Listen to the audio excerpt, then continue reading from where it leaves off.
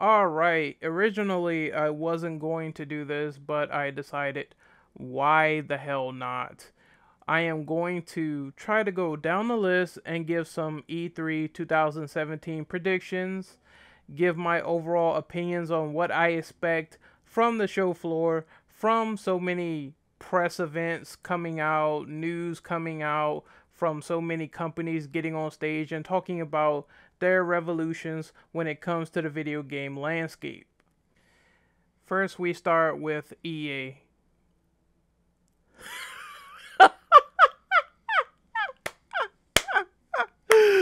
EA at E3 2017. Hot garbage. They're going to talk about sports, irrelevant stuff. They might show Star Wars. Well, it's a given. They're going to show Star Wars Battlefront at E3 2017. Star Wars Battlefront 2. But, I mean, it's EA. EA drops the ball so many times. It's unbelievable. They're going to get on stage. They are going to swarm us. They are going to swarm us with Madden, with FIFA, over and over. We're going to have to fucking deal with it and take it. Don't bring Pele back again, please. There you go. Next, we have Ubisoft. Ubisoft has always been hit or miss, mostly miss. Granted, the games that they made that came out, like Ghost Recon and For Honor, I really wasn't too enticed by those games. And of course, they ruined E3 every singular year once they got Aisha Taylor, Miss Girlwood, to come on stage. So it's a breath of fresh air that she's not going to be there at this E3 conference, which is honestly a sigh of relief. Maybe Ubisoft at E3 will be less boring, less about stupid, irrelevant, mundane jokes that makes no sense. I think the main thing that Ubisoft needs to do is they need to put out consecutive gameplay presentations. One of the main things I don't like about Ubisoft is that they tend to sidetrack way too much and it pretty much deviates from the point of the show. When you have stuff like the Assassin's Creed movie having a presence at your event, yeah, there's a problem. Show me some of that Far Cry 5 gameplay. I really want to see that. Maybe throw me a bone and show me Beyond Good and Evil 2. Maybe go even further and make an actual sequel to Rainbow Six Siege. Bring back Rainbow Six Patriots. And then, if you really want to excite me, bring back Splinter Cell. I would do a cartwheel off my roof if I saw Sam Fisher in action yet again. Bethesda just meh. I feel meh about Bethesda. I mean, I'm pretty sure it's going to have some interesting games present, but I just don't care too much about their conferences. I really want to see Evil Within 2 or some type of single player expansion for Doom. I think those are the only IPs to my memory that I care about for Bethesda. I also, I kind of want to try Dishonored a little bit, see how that game is, but for the most part, I mean, I just really do not care about Bethesda this year. I mean, it could go either way, and I think they are going to have a lot of interesting things to show. I just don't know about how that AAA free to play video game that they're making. I don't know how that's going to go. Now that I think about it, it sounds like a bad idea, to be honest. The PC gaming show, boring. Just, it's always boring. It's so boring. I don't want to watch a bitch buy games on Steam. Where is the PC love? Where in the hell is the graphics cards? Where's the fucking PC exclusive games? Where is the hype? It's gone. It's never fucking shown at the PC gaming show. That show is always a piece of garbage.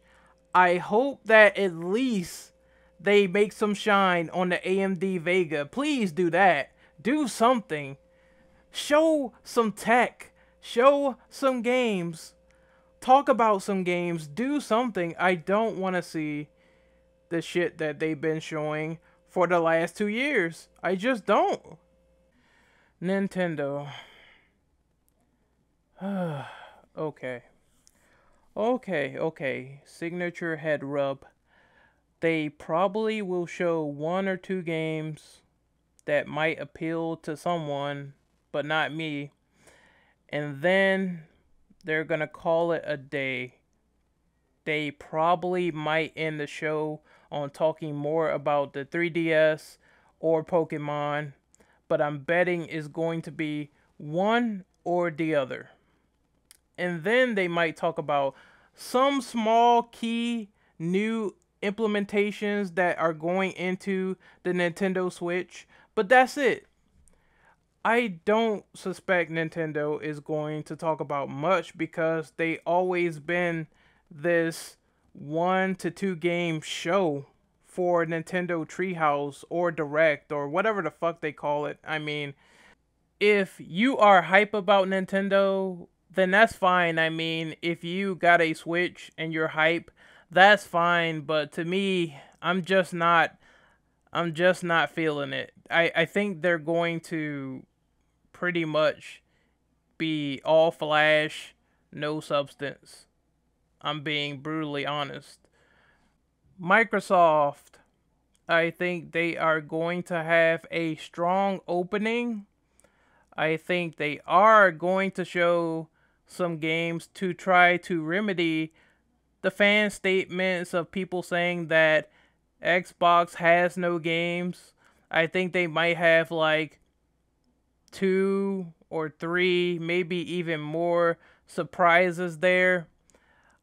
I think they are going to also talk a lot more about the Windows 10 integration because I mean, this was a big thing they talked about last year. I think Xbox Play Anywhere and the Xbox Game Pass is going to be one of those 2 big features that has some sort of grasp over the competition because you can't do this successfully on PC with PS Now. I mean, PS Now is just subpar.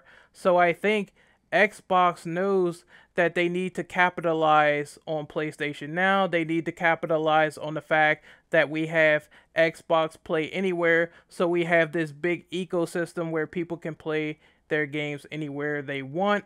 I think they are going to have to clean house with the Scorpio in a limited amount of time because I think if they focus their show on the Scorpio 24/7 and they don't get to the meat of the conference, then that's going to be a loss because I want to see the games. I just want you to go over the fact that the console is going to be a certain price, it's going to have certain features, it's going to have things that cater to the gamer.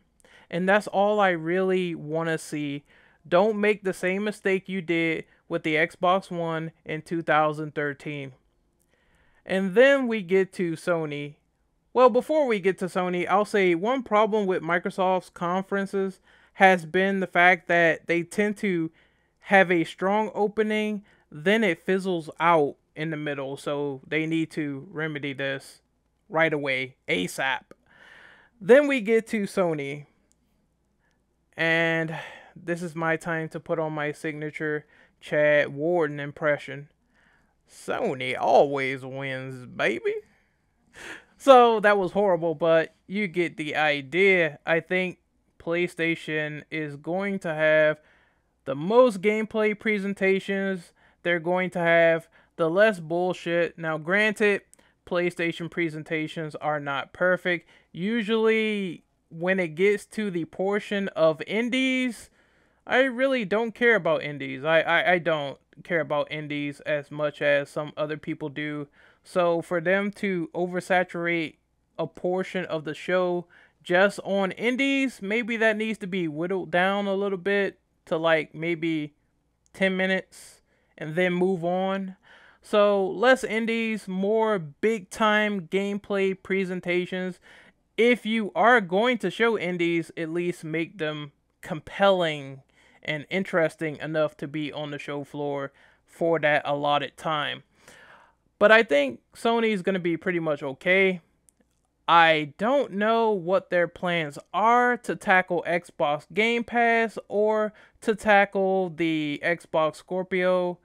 If they announce something crazy like a new upgrade or maybe like something relevant to enhancing the PlayStation in the future, that could be something. Same for PlayStation Plus, because PlayStation Plus, the main problem with that is that a lot of fans do not like the games that they get sometimes. So maybe they could focus on enhancing those areas and ultimately becoming the victor. Because I think it's anybody's ballpark. It could be Microsoft's ballpark. It could be Nintendo's ballpark. It could be Sony's ballpark. I mean, I think it could be anybody's ballpark, but usually PlayStation knows what to do. And I think Microsoft going too early gives them the advantage they need to basically see their show and not repeat the same mistakes. But let's hope for an entertaining E3, and I will see you guys next time. Hopefully, you enjoyed my predictions, and I will see you guys next time. Later.